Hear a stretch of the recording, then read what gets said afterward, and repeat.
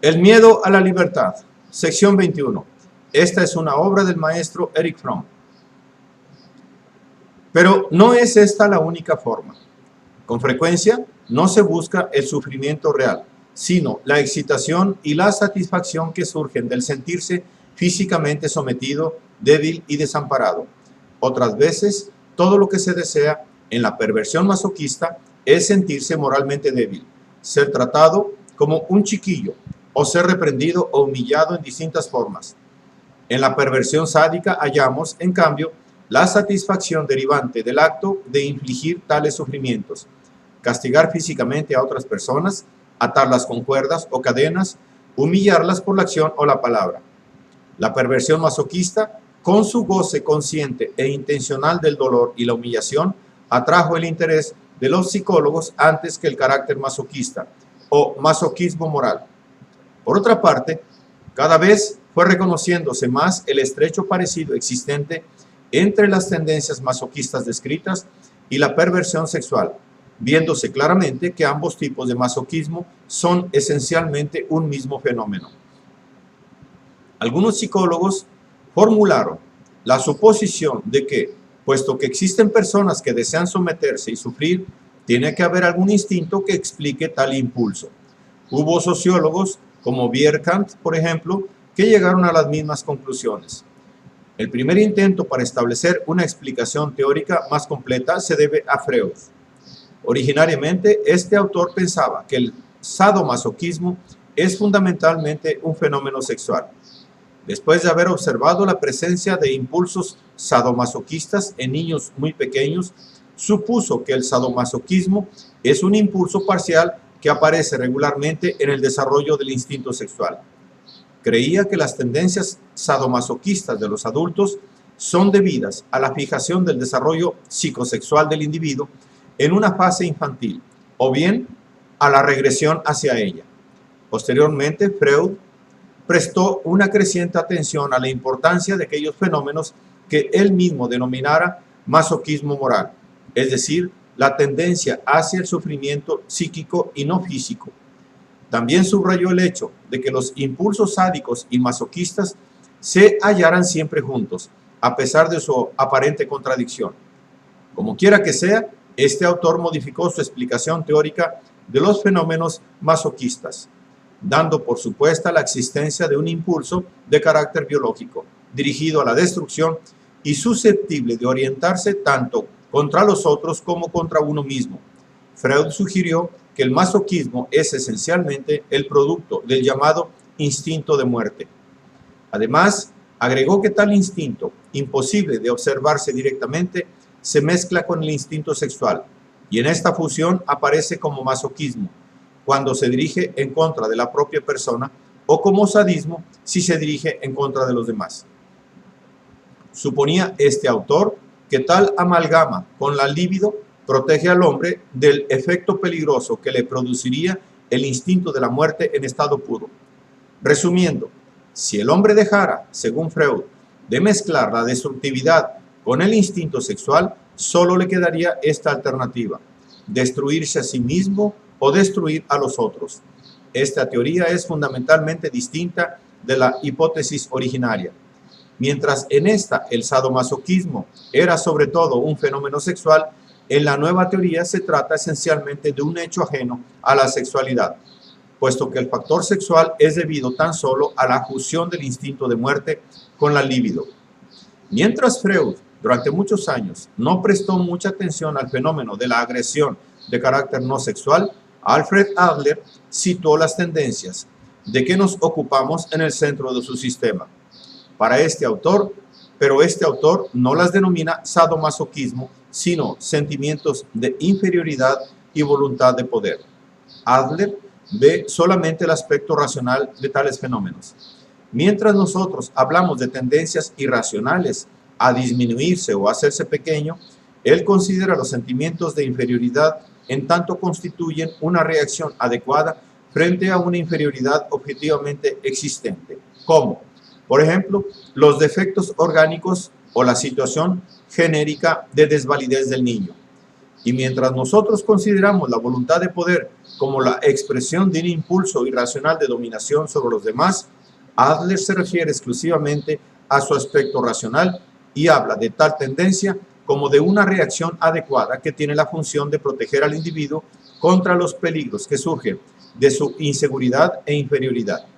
Como siempre, Adler no alcanza a ver más allá de las motivaciones racionales y utilitarias de la conducta humana.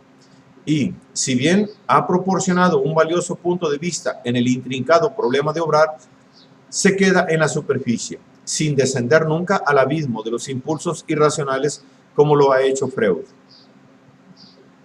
Punto de vista distinto al de Freud fueron presentados en la literatura psicoanalítica por Wilhelm Reich, Karen Horney y por mí. Si bien la teoría de Reich se basa en el concepto freudiano originario de la libido, este autor señala que el fin último del masoquista consiste en la búsqueda del placer y que el dolor en que incurre es un subproducto y no un fin en sí mismo. Horney fue la primera en reconocer la función fundamental de los impulsos masoquistas en la personalidad neurótica, en proporcionar una descripción completa y detallada de los rasgos del carácter masoquista y en explicarlos teóricamente como el resultado de la estructura total del carácter. En sus escritos, como en los míos, no se admite que los rasgos del carácter masoquista estén arraigados en la perversión sexual, sino que se considera esta como la expresión sexual de tendencias psíquicas que surgen de un tipo peculiar de estructura del carácter. Luego, llega ahora a la cuestión principal. ¿Cuál es la raíz de la perversión masoquista y de los rasgos del carácter masoquista, respectivamente? Además, ¿cuál es la raíz común de las tendencias masoquistas y de las sádicas? La dirección en la que hay que buscar la respuesta ya la hemos sugerido al comienzo de este capítulo. Tanto los impulsos masoquistas como los sádicos tienden a ayudar al individuo a evadirse de su insoportable sensación de soledad e impotencia. El psicoanálisis, así como otras observaciones empíricas efectuadas sobre individuos masoquistas, proporciona una prueba amplia que sería imposible citar aquí sin trascender los límites prefijados a la obra, de que estas personas se sienten penetradas de un intenso terror derivado de su soledad e insignificancia. A menudo, este sentimiento no es consciente. Otras veces se oculta detrás de formaciones compensatorias que exaltan su propia perfección y excelencia. Sin embargo, si la observación penetra profundamente en la dinámica psíquica inconsciente de tales personas, el sentimiento que había sido ocultado no dejará de revelársenos. El individuo descubre que es libre en el sentido negativo, es decir, que se halla solo con su yo frente a un mundo extraño y hostil. En tal situación, para citar una descripción significativa debida a Dostoyevsky en Los hermanos Karamazov, no tiene necesidad más urgente que la de hallar a alguien al cual pueda entregar, tan pronto como le sea posible, ese don de libertad con que él, pobre criatura, tuvo la desgracia de nacer. El individuo aterrorizado busca algo o alguien a quien encadenar su yo. No puede soportar más tiempo su propia libre personalidad. Se esfuerza frenéticamente para librarse de ella y volver a sentirse seguro una vez más, eliminando esa carga, el yo. El masoquismo constituye uno de los caminos que a ello conducen. Las distintas formas asumidas por los impulsos masoquistas tienen un solo objetivo: librarse del yo individual, perderse. Dicho con otras palabras, librarse de la pesada carga de la libertad. Este fin aparece claramente en aquellos impulsos masoquistas por medio de los cuales el individuo trata de someterse a una persona o a un poder que supone poseedor de fuerzas abrumadoras. Podemos agregar que la convicción referente a la fuerza superior de otra persona debe entenderse siempre en términos no absolutos, sino relativos. Puede fundarse ya sea en la fuerza real de otro individuo o bien en la convicción de la propia infinita impotencia e insignificancia. En este último caso, hasta un ratón o una hoja pueden parecer terribles. En las otras formas de impulsos masoquistas, el fin esencial es el mismo. En el sentimiento de pequeñez descubrimos una tendencia dirigida a fomentar el originario sentimiento de insignificancia. ¿Cómo se explica esto?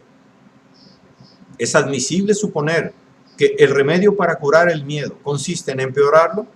Y sin embargo, así procede el individuo masoquista. Hasta tanto yo siga debatiéndome entre mi deseo de permanecer independiente y fuerte y mi sentimiento de insignificancia o de impotencia, seré presa de un conflicto torturador. Si logro reducir a la nada mi yo individual, si llego a anular mi conocimiento de que soy un individuo separado, me habré salvado de este conflicto. Sentirse infinitamente pequeño y desamparado es uno de los medios para alcanzar tal fin. Dejarse abrumar por el dolor y la agonía es otro. Y un tercer camino es el de abandonarse a los efectos de la embriaguez. La fantasía del suicidio constituye la única esperanza cuando todos los demás no hayan logrado aliviar la carga de la soledad. En ciertas condiciones, estos impulsos masoquistas obtienen un éxito relativo. Si el individuo halla determinadas formas culturales capaces de satisfacerlos, como la sumisión al líder en la ideología fascista, logra alguna seguridad al encontrarse unido con millones de hombres que participan con él en los mismos sentimientos. Sin embargo, incluso en tales casos, la solución masoquista es tan inadecuada como lo son las manifestaciones neuróticas. El individuo logra eliminar el sufrimiento más evidente, pero no consigue suprimir el conflicto que se halla en su base, así como su silenciosa infelicidad. Cuando el impulso masoquista no haya tales formas culturales o cuando su intensidad excede el grado medio de masoquismo existente en el grupo social, esta solución fracasa totalmente. Surge de una situación insoportable, tiende a superarla y deja al individuo presa de nuevos sufrimientos. Si la conducta humana fuera siempre racional y dotada de fines, el masoquismo constituiría algo tan inexplicable como lo es toda manifestación neurótica en general. Pero he ahí lo que nos ha enseñado el estudio de los trastornos emocionales y psíquicos. El comportamiento humano puede ser motivado por impulsos causados por la angustia o por algún otro estado psíquico insoportable. Tales impulsos tratan de eliminar ese estado emocional, pero no consiguen otra cosa que ocultar sus expresiones más visibles, y a veces ni eso. Las manifestaciones neuróticas se parecen a la conducta irracional que se produce en los casos de pánico. Así, un hombre, aprisionado por el fuego, lanza gritos por la ventana de su habitación en demanda de auxilio, olvidándose por completo de que nadie lo oye y que todavía podría escapar por la escalera, que dentro de pocos instantes también será presa de las llamas. Grita porque quiere ser salvado, y en ese momento su conducta parece constituir un paso hacia el logro de ese propósito. Sin embargo, ella lo conducirá a la catástrofe final. Del mismo modo, los impulsos masoquistas tienen por causa el deseo de librarse del yo individual, con todos sus defectos, conflictos, dudas, riesgos e insoportable soledad, pero logran eliminar únicamente la forma más evidente de sufrimiento y hasta pueden conducir a dolores más intensos.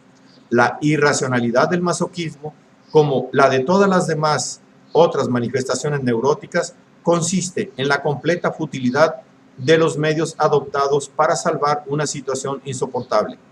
Estas consideraciones se refieren a una importante diferencia existente entre la actividad neurótica y la racional.